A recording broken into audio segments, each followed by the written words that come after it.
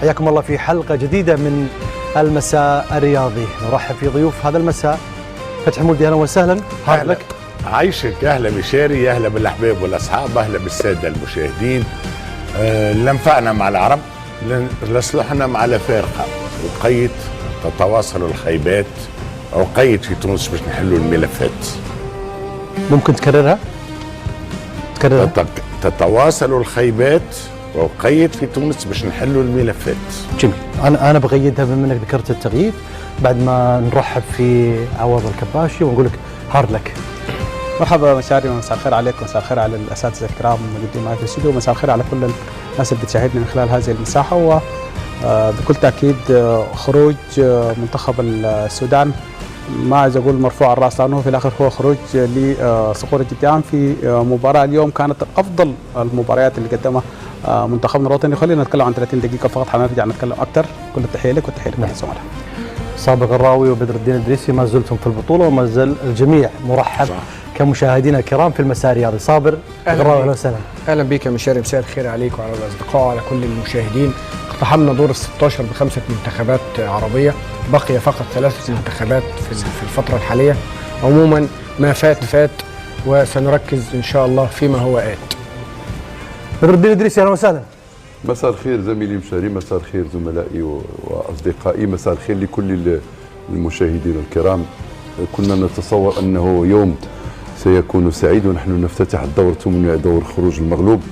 منتخب السودان بصعوبة بالغة لكن بشرف يغادر البطولة بعد ما أدى مباراة في اعتقادي مباراة بطولية كان ممكن أن تكون فيها نتيجة أخرى غير الخسارة ب3-1، لكن خيبة الأمل كبيرة جدا جاءتنا من المنتخب التونسي، لأنه كل شيء كان مهيئ لنسور قرطاج ليحلقوا في سماء الدار البيضاء، لكنهم لم يفعلوا.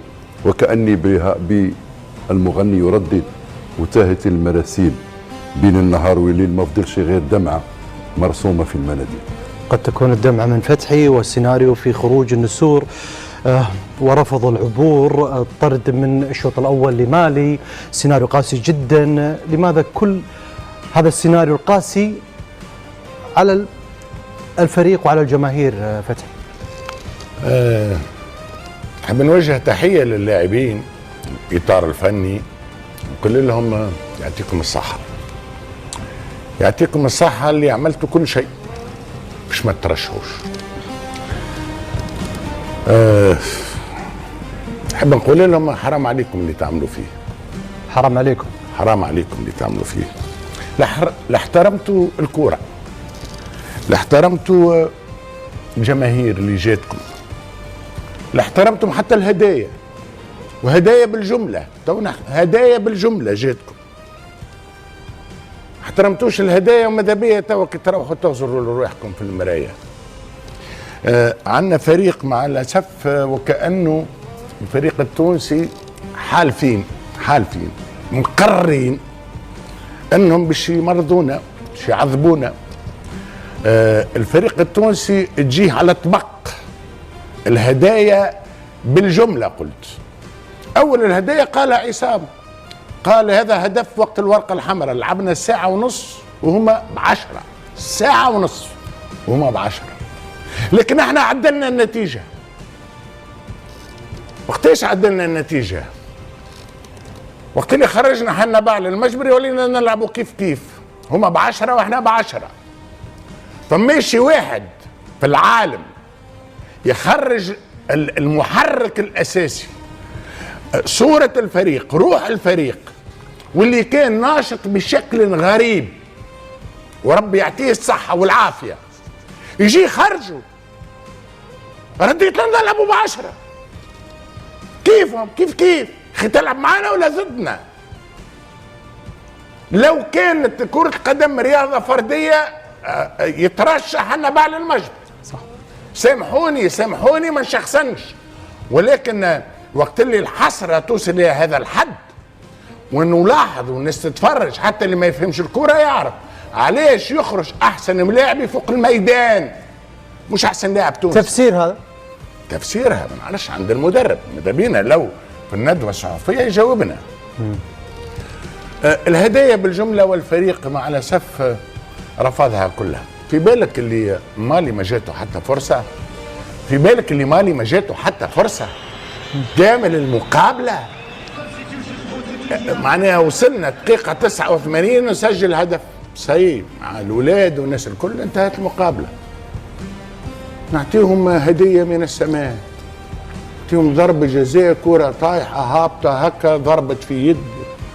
وين التركيز؟ طيب ليش يعني رحت لهذا الكلام؟ ليش رحت لهذا الحديث؟ يا اخي قد يكون سيناريو مش مكتوبه لتونس، يعني فيك الم وحسره من السيناريو، من اللاعبين، من المدرب، من الملفات اللي ذكرتها في بدايه الحلقه. من وين؟ شوف تقول لي مكتوب لتونس، هي مكتوب على تونس باش تمرض الشعب التونسي، مكتوب على الفريق التونسي باش يمرض الشعب التونسي. انا ناكد لك مرضى، انا ناكد لك التوانسه رقدت، انا ناكد لك التوانسه اللي رقد واللي خرج للشارع مسكين هايم، واللي ما عادش يحب يشوف في التلفزه، ومن اللي ما عادش يحب يحكي على الكوره. ليه؟ يا ولدي يلحلحوا بينا. الكوره تلحلح بيك، تقول لك بربي هاي ورقه الترشح، وانت تقولها ليه؟ امان راهو اللي عشناه، سامحني، اللي عشناه معناها حرب اعصاب. يا اخي انت معانا ولا ضدنا؟ مين اللي معاك وضدك؟ نحكي على الفريق التونسي، يا اخي تلعب لصالحنا ولا ضدنا؟ الناس جايتك، في بالك الفريق التونسي واي فريق التونسي عمره ما لعب، عنده قداش 16 سنه عمره ما لعب قدام غير 45,000 متفرج، لانه احنا الملعب معناها اقصى الحالات نعطيه 30,000 تذكره. 45,000 متفرج ومعاك وفي ملعب الدار البيضاء، ولعبت بالزي الابيض، وجينا في الاخر ترفع العلم الابيض وتخرج. معناها سامحني، راهو اللي حسوا الشعب التونسي، وانا ناكد مش شعبويه، راهو نحكي لك بحسره، ونعرف التونسي شنو هو. الم، مش الم، قداش يحب فريقه، نحبوا نفرحوا ترى. راهو الشعب التونسي يحب يفرح شويه، راهو سندكم الاخر. وانا البارح حتى البارح ايش نترشح، لاني نمن بيهم، وحتى مع الجماهير. تسمع الجماهير تونسي تشجع الجماهير يا ولدي، مش تونسي. لا يعني تونسي. الجماهير ادت اللي عليها وزياده، مش الجماهير، خصوصا ان الصوت كان واضح. تخيل الصوت نسمع. كان واضح ونسمعه. اسمع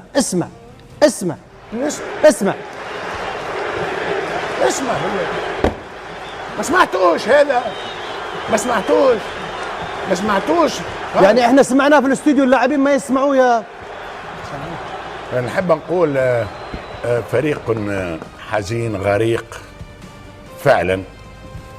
قلت مكتوب والعقده ما انتصرت على مالي في 5 مواجهه. سامحني، هذه مالي معناها اليوم المقابله، سامحني المقابله جايتك طبعا قريب يلحلحوا بينا، ترفضها، يلحلحوا بينا باش نترشحوا، بربي برسمكم نترشحوا. معناها سامحني، في ملعب مغربي، جمهور مغربي، طرد لاعب، لعبنا ساعه ونص زايدين لاعب، ثم جينا عملنا حاجه ماهيش معقوله تماما، هشاشه نفسيه غريبه جدا، دقيقه بتشد دقيقه ما شدوش، ثم قلنا نصف ساعه هما ب10 واحنا على الاقل نظريا ب11.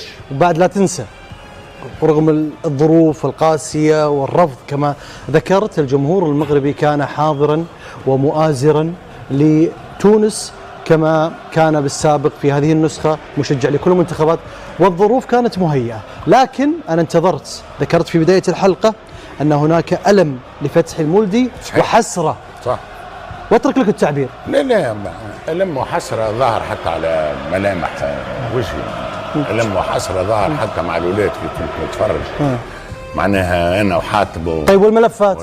الملف لا، عندنا مشكلة كبيرة في تونس، كل خيبة نمر إلى المسابقة اللي بعد، ولا مرة حلينا الملفات، ولا مرة قلنا علاش، ولا مرة عملنا التقييم، وحتى التقييم يقع في إطار المكتب الجامعي، احنا نقولوا المكتب الجامعي والمكتب التنفيذي، يعني ما بين الأعضاء المكتب التنفيذي وما مش فنيين، ودي وقيت باش نعملوا تقييم، هل أنه الإطار الفني هذا قام بالواجب أم لا؟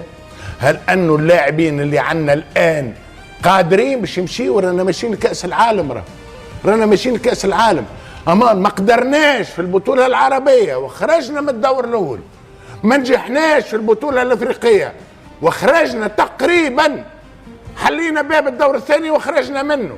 طيب الحل الحل هنا فعلا الملفات تتحل، نقيموا اذا كان فما قرارات موجعة وغير محمودة، معناها اسمع العواطف خليهم على جنب، وخاصة الانتماءات خليهم على جنب، وانه هذم احباب وهذم اصحاب وهذم كذا خليهم على جنب. يعيشكم اليوم حلوا الملفات. المواطن التونسي، الشعب التونسي اللي يعيش كوره ويتنفس كوره، راكم امان قطعتوا عليه النفس فعلا. اليوم حبست الانفاس في الدقيقه الاخيره، ثم في النصف ساعه الاخيره، ثم مع اخر ضربه جزاء. برشا لاعبين معناها نقاش كبير، هل لديهم مكان في الفريق الوطني؟ برشا لاعبين ما جاوش، هل عندهم فعلا مكان؟ المحاباة والعلاقات في عايشكم، والمحاباة في مانيش باش نكون قاسي كما لهالدرجة محاباة وعلاقات موجودة. ما ذكرتها أثناء البطولة، تذكرها بهذا السيناريو الخروج؟ لأني تونسي، وكنت تعلم، نحب بلادي، وكنت تعلم أي نحب بلادي. هذا الوقت المناسب بالطبع. بعد لا أنا تونسي ونحب بلادي، صحيح ما في شك، ونقول إلى آخر رمق أنا معاك، لكن خرجنا اليوم انتهى. لازم يكون في كشف مصارحة. هذا صحيح، قلت العبارة، أنا قلت نفس الملفات أعطيتك كشف